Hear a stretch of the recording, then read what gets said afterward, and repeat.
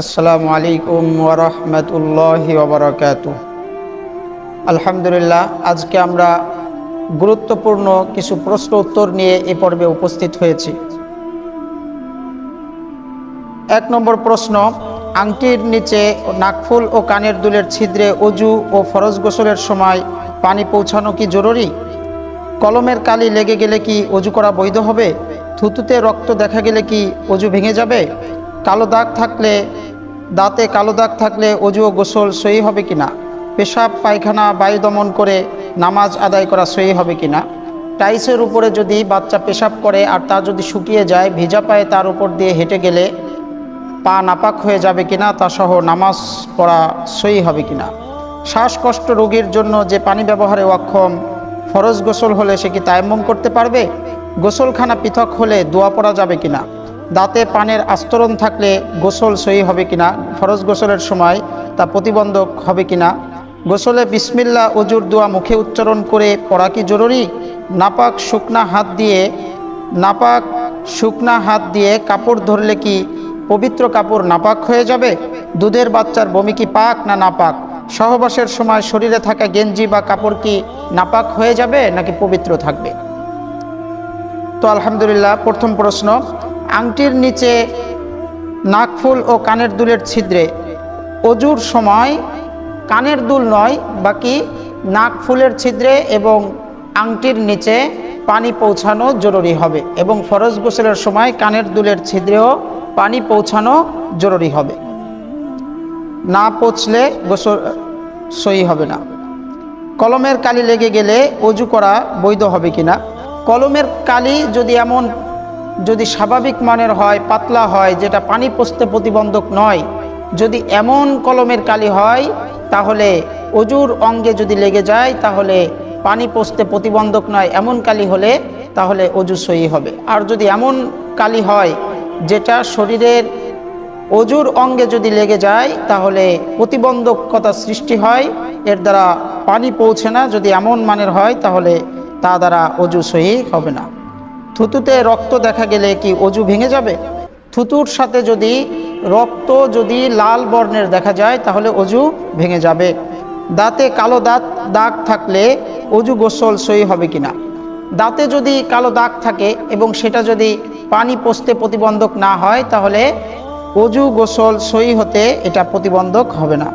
পেশাব পায়খানা ও বায়ু দমন করে নামাজ আদায় করা যাবে কিনা?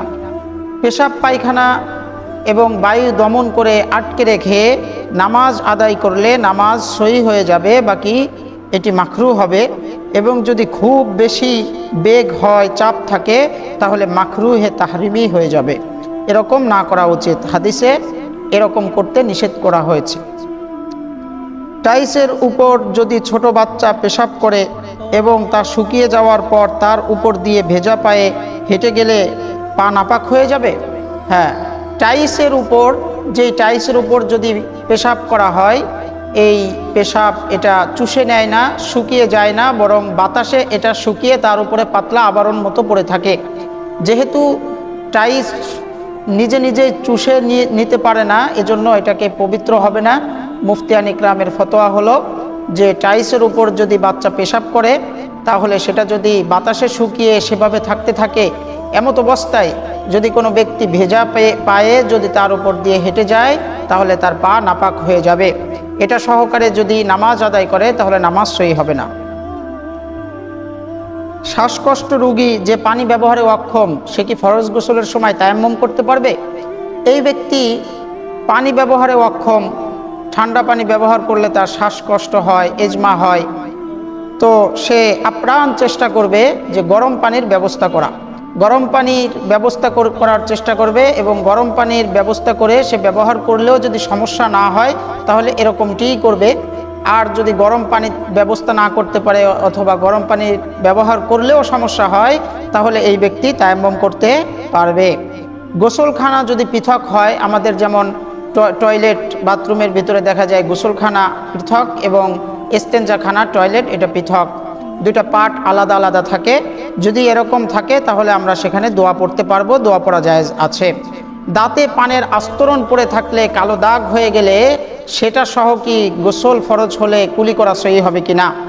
এখানে বলা হচ্ছে যদি এমন বেশি দাগ পড়ে যায় যেটা প্রতিবন্ধকতা সৃষ্টি হয় এবং দাঁতের নিচে মুখের ভিতরে পানি পৌঁছে না, এমন প্রতিবন্ধক হয়, তাহলে তার কুলি করা সহি হবে না। আর কুলি করা সহি না হলে তার 3টি ফরজের একটি বাদ পড়ার কারণে তার ফরজ গোসলটি আদায় হবে না। কিন্তু যদি সেটি স্বাভাবিক চেষ্টা করে যদি উঠানো সহজ হয় তাহলে সেটি উঠিয়ে ফেলবে। স্বাভাবিকভাবে চেষ্টা করার পরেও যদি সেটি না ওঠে, আস্তরণ থেকে যায়, তাহলে এই অবস্থায় অজু গোসল উভয়টি সহি হয়ে যাবে। গোসলে বিসমিল্লাহ ও অজুর দোয়া মুখে উচ্চারণ করে পড়া কি জরুরি? হ্যাঁ, কেউ যদি মনে মনে পড়ে তাহলেও হবে, কিন্তু যদি মুখে বিসমিল্লাহ পড়ে যদি অজু শুরু করে তাহলে এটি সুন্নাতের উপর আমল হবে এবং এটি বেশি উত্তম হবে। দুধের বাচ্চার বমি কি পাক নাকি নাপাক?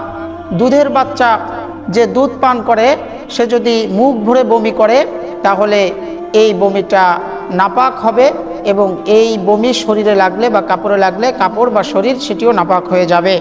এবং যদি বমি অল্প হয় তাহলে এই বমিও নাপাক হবে না এবং এটার দ্বারা শরীর বা কাপড়ও আমাদের নাপাক হবে না। তো আমরা এটা বলবো না যে দুধের বাচ্চা সে তো দুধ পান করে তারটা নাপাক হবে না, ব্যাপারটি এমন না। দুধের বাচ্চার বমি যেটা মুখ ভরে হবে সেটি নাপাক হবে।